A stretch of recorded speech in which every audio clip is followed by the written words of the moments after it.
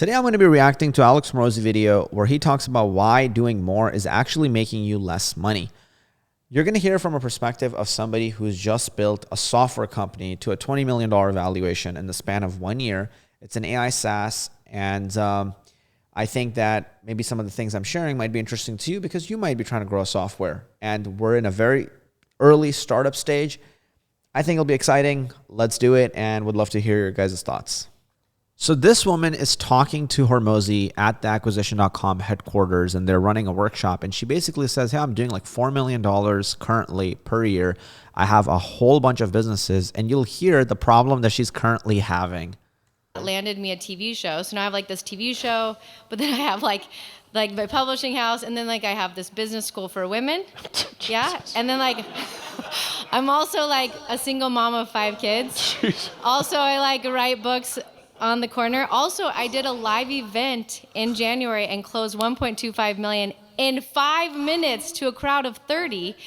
Clearly, she's very talented and knows what she's doing. She just made $1.25 million, like she said, in a weekend to a crowd of only 30 people. So she can do a lot. Before I start to expand more on my thoughts, like here's what Hormozi is saying on Focus. So she's got a lot going on, as you can imagine. But the thing is like, before I had kind of like my big entrepreneurial breakthrough, I had my 6 gyms, I had a chiropractor agency, I had a dental agency, and then I had the turnaround launch business where I was flying out and doing done-for-you sales. So I had 9 different businesses, and I was doing around the same revenue that Kira says here. I was doing, a few $1 million a year. I was so spread thin and so overwhelmed. And the thing is like, if you want to unlock like super success, in my opinion, you have to concentrate your energy like you have a magnifying glass from the sun. Think about your potential or your intelligence or your work ethic as like the size of the magnifying glass, which is the more. So I'm going to pause him here, and this is the thought that they're sharing, which is the ability to focus on one thing and cut everything else out. This is something I had to face when I was building our company, Poppy, the software. And I had to decide between running my business, Clever Programmer, which I'll actually just like show you. So this was the business that I had. It had done like $5 million. We were getting millions of views on our shorts. We were getting millions of views on our long form content.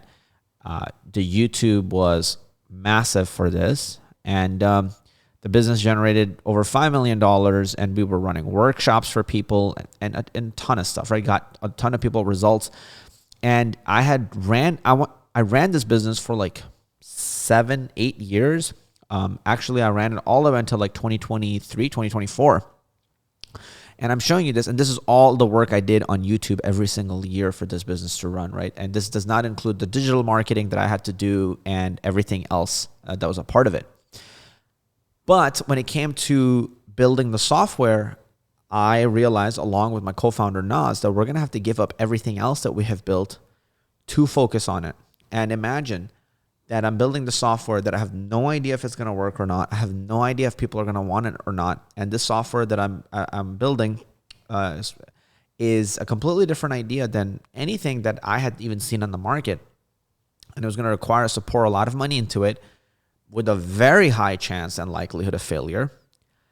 Whereas I have guaranteed money coming in from this business, Clever Programmer. And so it was a very hard moment. And this is where it's a little bit different than what might Hormozi say, because I have, I can give you a little bit of like interesting perspective on it. I actually had dinner with Hormozi and Layla before they like became super huge. They were taking 3 entrepreneurs. I was in LA at the time, and they were in Vegas, and they were like, hey, we're for 3 entrepreneurs that are doing over like $1 million a year, if you come through, we'll have like dinner with you and then share any knowledge and whatnot. And I was like, damn it, because I was in LA at the time. So I'm like, well, I can't go. Fuck, that sucks. I would have totally loved to go.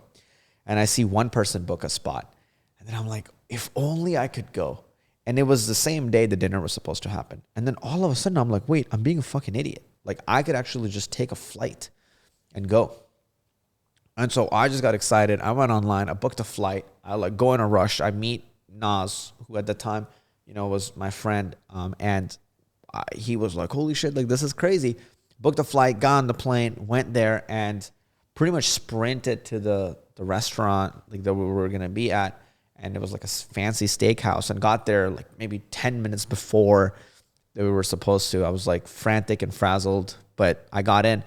And then it was three of us, three entrepreneurs that sat with him and ate dinner. And what he told us was like focus. And generally the way he does it is he goes, take the thing that's making you the most money and then just focus on that completely and then drop everything else. Like generally is a framework Hormozi talks about.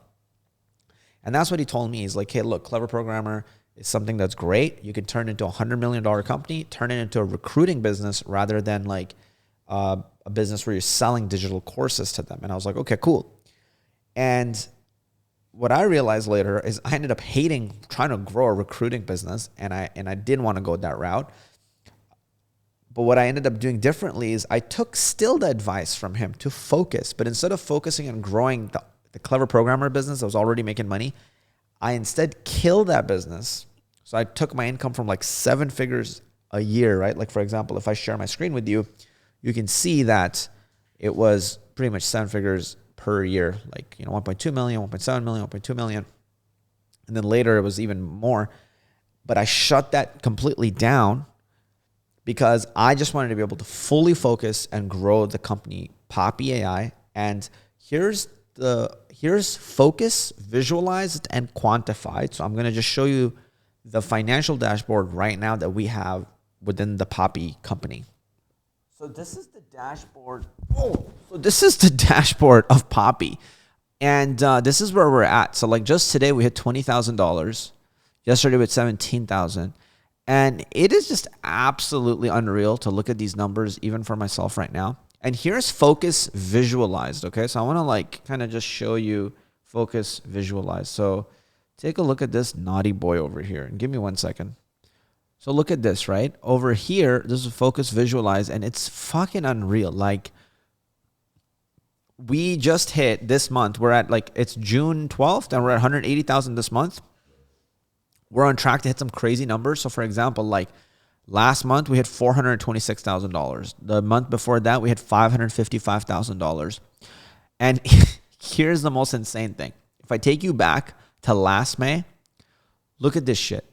As two adults, me and Nas, two co-founders that have previously built businesses up to 7 figures, we worked our ass off last year in May and just focused on this product, Poppy, and an entire month. How embarrassing is that? Two fucking grown-ups work their face off and make $553.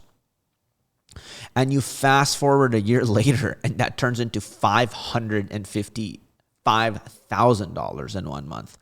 So the difference is crazy. And this is what we realize happened for us as a result of just grinding, but like focusing and cutting all other options. Because there were certain things we did that we would have never done had we been also focusing on other businesses that were working. And those are what led to breakthrough. So for example, specifically the September, there was like a TikTok that blew up for us with an affiliate. We wouldn't have tried that affiliate strategy had we had any other option of making money, because it was so fucking painful and left field to try an affiliate business model that we'd never tried before. We would have never done it. This business would have never seen these days. It's not even like it would have slowed down the timeline. It just wouldn't have happened at all. So there's big visionary stuff, and then there's just kind of like real everyday business. And so I'm going to give you the real everyday business perspective on this. Go where the money's at. If everybody comes and says, hey, I want to give you money to do something, or hey, I want to buy this thing from you over and over again, listen. So this is a very interesting point. My experience for Poppy, the software I was sharing with you, has been the opposite than what Alex Hormozi is saying. Now, here's what I'll say. I think this advice is right probably like 90+% of the time. Go to where the money is at. If you have two businesses and one is making more money, go to that one. For me, it was different because I had a business that was making money already, the Clever Programmer, the coding one. Then I was trying to build a software company that had nothing. So between the two, theoretically, I should have picked what Hormozi was talking about. But already in 1 year, this new software business is actually at a run rate of like $4 to $5 million, or even fucking $6 million a year. and recurring subscriptions, by the way. So that's actually so much more than the previous business that was like 1 million, but like one-time payments, right? So that happened, and I chose the business that was not making any money. And even when I was launching different software, there was some other software that was making money right away. This software, Poppy, was not making any money at all. And I tried to sell it to my audience of like 1 million subscribers on YouTube. Nobody bought. I tried to sell it to 300,000 people on my email list. Nobody bought Poppy. I tried to sell it to friends and family. Nobody bought. I was trying to sell it to people on Instagram stories. Nobody was buying. And so market validation was asked on this product. Like literally everybody was saying that this is horrible. But the only framework I was using at the time was like product founder fit instead of product market fit. I learned that from Cliff Weitzman, who's the founder of Speechify. It's a software company, and they have like 100 million users, and it's one of the highest ranked apps in the App Store on Apple. And what he told me is he's like, instead of a product market fit, look for product founder fit, which means build a product that you would want to use, that you try to use, like basically you need every day for yourself as the founder. So I worked with Naz as my co-founder. We built a product, and that was a product we used every day. And even though nobody was buying yet, we knew that it could have potential. And so we stuck with it. And what was different about us, right, is we already were tacticians. We'd already ran business up to like 7 figures for multiple years. So we weren't like complete idiots when it came to this. That's why we were like, there's something here. And we just kept pursuing. And it did not make any money for a while. But then when it did, it just exploded. And then you saw it was like 200,000 a month, 200,000, 300,000 a month, 400,000 a month, 500,000 a month. And before, it was just doing $500 a month, as I showed you. So my experience personally has been different than what Hormozi is talking about. I think his advice is 90% of the times right. But I do want to share this perspective with you, because if you just listen to Hormozi and it doesn't work for you, you're fucked, right? So you have to also listen to your gut. And I think I listened to my gut. It was different from Hormozi's advice, worked for me, and we're crushing it. All right, some of the things that I will say that are going to be controversial are this. Like, I actually disagree with some of the things, right? So when he says don't have different focuses, even when he blew up, even when Hormozi blew up his own business, he actually had like fucking 8 different businesses. One of them started crushing it, the gym launch where he started selling. He was about to close it down, and then he tried a new offer, and then it sold for like $8,000 over the phone, and then he just started going crazy at it. But had he not been trying to do multiple things, he actually would not have discovered that opportunity existed. And then he went really hard. Well, sure, he could have gone harder on the shittier businesses, but like that's not what he did, right? He ended up picking, but sometimes you have to try a lot of things before picking one. And then another thing I find interesting is Hormozi is talking about like you have to pick focuses, but right now his entire fucking company is built off of like a lack of focus. Like if you think about how his business portfolio works, it's 10 different businesses or 15 different businesses. It's not like he's just growing Gym Launch. I feel like if he just grew Gym Launch, that would be focus. But he is spread thin across 15 businesses. You can't be that focused during that. You have to like look across all these different portfolios, talk to all these different teams, try to make them all grow. Then have like thousands of new deals coming in all the time. Whereas like if you just have one business and you just grow that. And so my theory is we're going to get to $1 billion before him, but we'll see. She created this rule, which is that if I don't see a risk-adjusted 20% improvement, so let me explain what I mean by that, which is I need to see a 40% improvement that I think has a 50-50 shot at happening for me to make any change at all. Shot at happening for me to make any change at all. So this is a really important thing that Hormozi just talks about here, and I can give an example of this as well.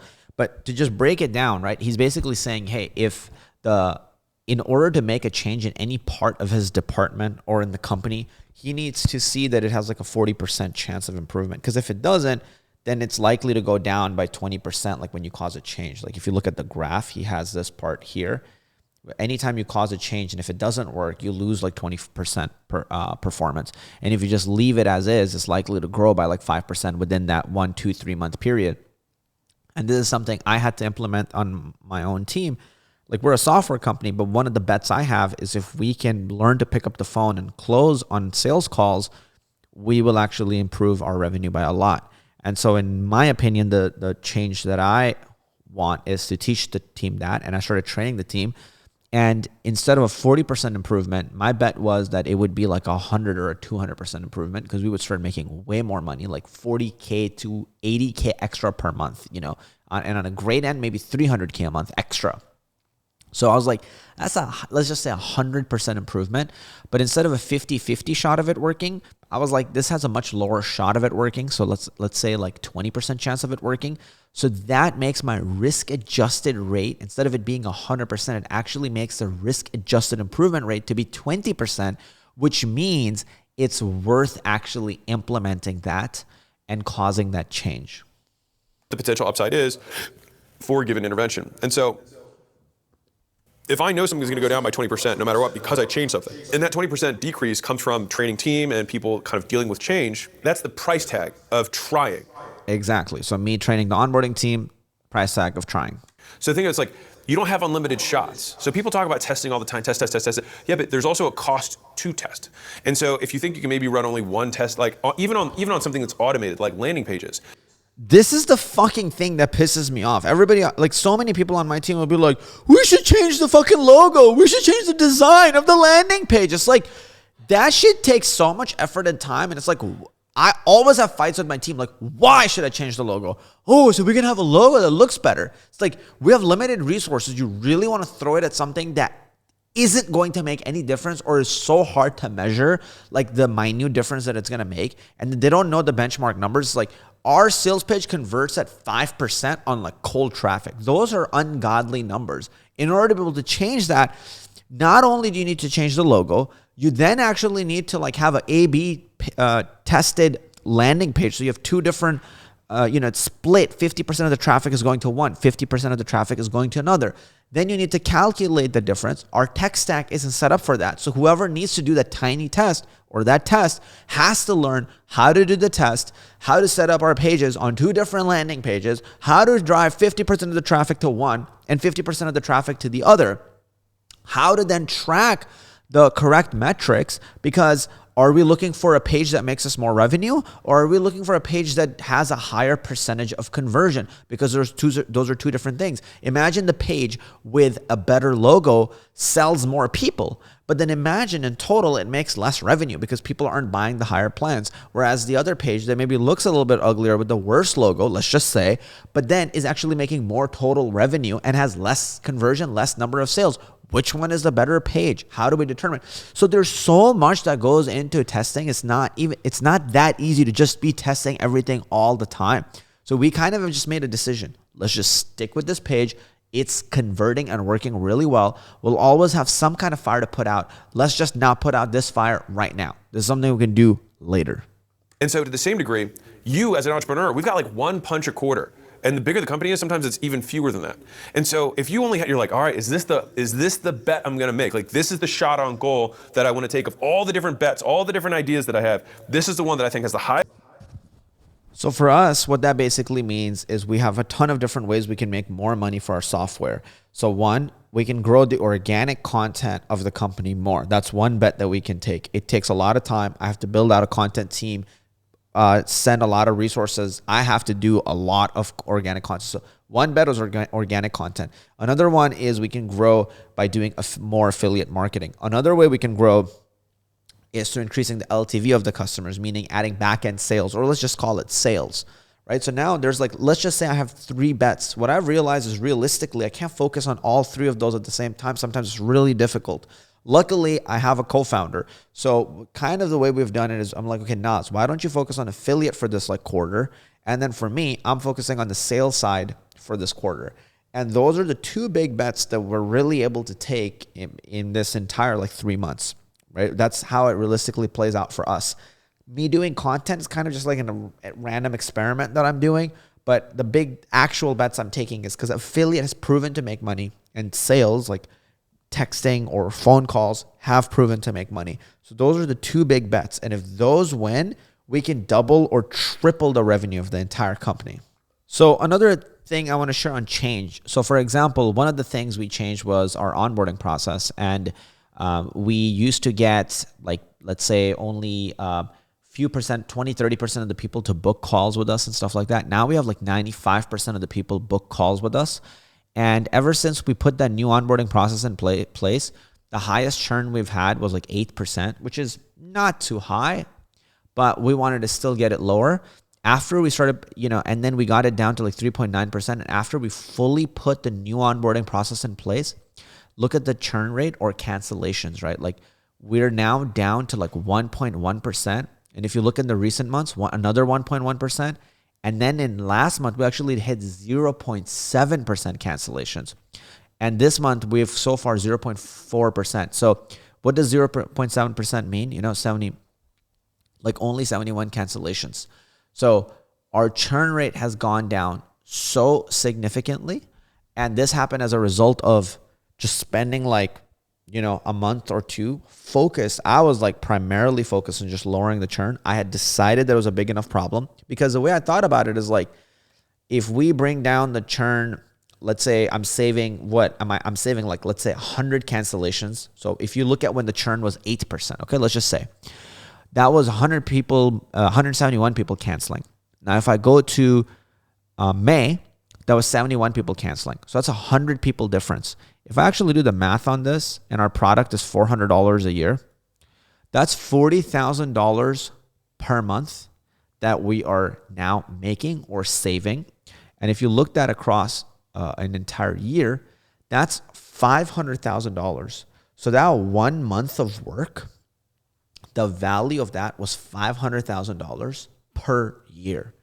And I thought that was worth doing. So I just dropped everything, just worked on that. And then boom, like the onboarding team and like working together, we brought it down. I mean, this is like an ungodly number, right? Like very few software that you would know of have a churn rate that's like below 1%. So here's another way to think about it, right? When you are having change, sometimes your initial thing that's going to happen is because there's an adjustment, oftentimes there's going to be a performance drop when you add in a new change. So for example, for onboarding team, we're adding in this new sales process. Well, what does that mean? Now, the reviews might be a lot less this week because our team was used to always collecting reviews. So now they're not going to be collecting reviews and we're not going to be getting as many reviews, right? So adjustment period. But then we might go through this puberty phase or adjustment period, and we might come out to this better outcome eventually, which is we're now collecting, all of our onboarding team members are upselling a lot of the customers. Let's say 10% of the customers are getting on calls. So we're doing like 50K extra per month. And they're also able to collect reviews. So it's a net win and a much bigger one than where we were previously at, because we were previously here and now we're here. So this phase can sometimes last 2 weeks, a month, and that's also okay. Number two, make a list of all your crazy ideas when they come up and don't tell anyone about them. Okay. And if it seasons for 2 or 4 weeks and you still think about it, it's like maybe when you go to the store, you're like, maybe I'll buy this dress. I don't know, I'm just pretending to be a girl for a second. And then you decide not to, and it's like if you still think about the dress a month later, then go back and buy it. Yeah. But in the moment, if you buy it, then it's usually a terrible decision. See, I don't know if I personally agree with that, and keep that in mind, okay? I'm just a humble, poor man with a $25 million company in 1 year. He has a $100 million portfolio, so keep those things in mind. But what I would say is this, right? I disagree with that because for me, speed is the thing that works. And I'll give you an example. I recently put together a proof of concept team within our dev team. And so our developer team most of the times would be focusing on bug fixes, improving the performance. But I'm like, the real breakthrough happens when we launch new features. And because most of the times our team would constantly be just focusing on bug fixes and improving the process, we kept missing working on new features. So I'm like, I immediately created a group chat, put 2 developers in it that I think are absolutely incredible, that should be just doing new feature after new feature. And then there should be other people that should be making that feature bug-free, maintaining it over a long period of time. So that new feature team, I called it the proof of concept team. So anytime I have a new concept, I can immediately talk to that team. We can put it in motion and then see what happens. So I'll give you an example. I immediately had this idea, like, what if we did an API launch? Like, that might make a lot of money. I had them put together a very small proof of concept. Then we went to our audience to pitch that we have APIs for our product, meaning you can use Poppy, our software, outside of Poppy in your own Zapier, in your own N8N automations, and make banger viral content out of it. That launch generated like $120,000 in just 1 week. Again, it happened because we moved with so much speed and tested it out with the audience. Then another proof of concept we recently have done is I want to be able to send emails as a newsletter to my entire audience, like thousands of people. But I don't want to go into my newsletter software. So for example, think ConvertKit, MailChimp, Customer.io, Go High Level Email. You get the point. Those email newsletter softwares that exist. What I did is I wanted to build that proof of concept out and see if that's something that people would love. So I had a dev go and build a prototype, put it into Poppy, and it allowed me to blast email all my customers. And I did, and I asked, after we put the proof of concept together, I shared that with them that we have it. Do you guys want it? We got 100 replies of people begging that they want it. If I did not move fast and I put this away for a fucking month, I would not be excited about it. I wouldn't want to do it. It might not even happen. Like, I just feel like maybe that's more true if you have a business that's like 20, 30, $50 million. I just don't think if you're a startup, you're trying to move fast, there has to be life and excitement and energy. And not everybody operates like that. Maybe for him that works, but I can't operate in this soul-sucking, fucking dreadful way. Like, an idea that's exciting now and then do it like a month later. I mean, that's like if you got excited to have sex with your wife right now and you're like, let's fucking put it on the calendar. Let's do it a month from now. Like, I feel like it's like that. I get the concept of not changing what your people are doing, but I think there's nothing wrong with that. And I think if you move with speed, you guys all get done stuff together faster. And I think it's good to get those ideas out faster. So let's just play along even with Hormozi's example. Let's say the dress one that he says, hey, you go to the store and you wanted to buy a dress, so you should wait a month and come back. And if you still want to buy it, then cool. But one example would be, what if the dress isn't there and it's sold out? And sometimes you mistime things too because you just go slow and you don't want to mistime things. So both ways, I just want to say that both ways work. And for me personally, the way of going fast with speed works really well, especially with my personality type. So if it works with your personality type, I think do that. Move fast with your team. Because when I move slow with them, they start to become slow. But when I move fast with them, they're agile and they're lightning fast. And then number 3, if I am going to pull something off of my big list of crazy ideas, it better be worth it. Because I'm going to absolutely detonate a bomb in my business, and it better be worth what's going to happen when the dust settles. Okay, so in Hormozi's defense, right, what I will say is this. I think maybe what he's talking about here are really big ideas that require a lot of resources and a lot of time. So for example, building a sales team that gets the onboarding team to do an extra $100,000 to $300,000 per month in our business with Poppy, that's something that would take like 3 months to do. That's a massive thing. So that's something that's worth waiting on because you're about to allocate like 3 months worth of resources, right? The stuff that I was talking about with the proof of concept, I mean, those things were taking a day or two to validate some of those proof of concepts. And yes, it stopped him from what other thing he was working on, but it only stopped him for a few days. It didn't have a crazy cost. It didn't require multiple team members. It was something relatively quickly that we could do and test, right? Another proof of concept we just recently ran is, hey, what if we are able to make social media posts from within Poppy to Twitter, LinkedIn, and all of that? And I just quickly had him put that together, and it was awesome to see. But I think what Hormozi might be talking about are those massive, big things like we need to upgrade the process of how we hire new affiliates, let's say, for us, or how we make content. So for some of those, it might make sense to wait before you're about to allocate a whole bunch of resources to that. That's all I got for you. Hope you got value out of it. I love your beautiful face. Hit the like button. I'll see you in the next video.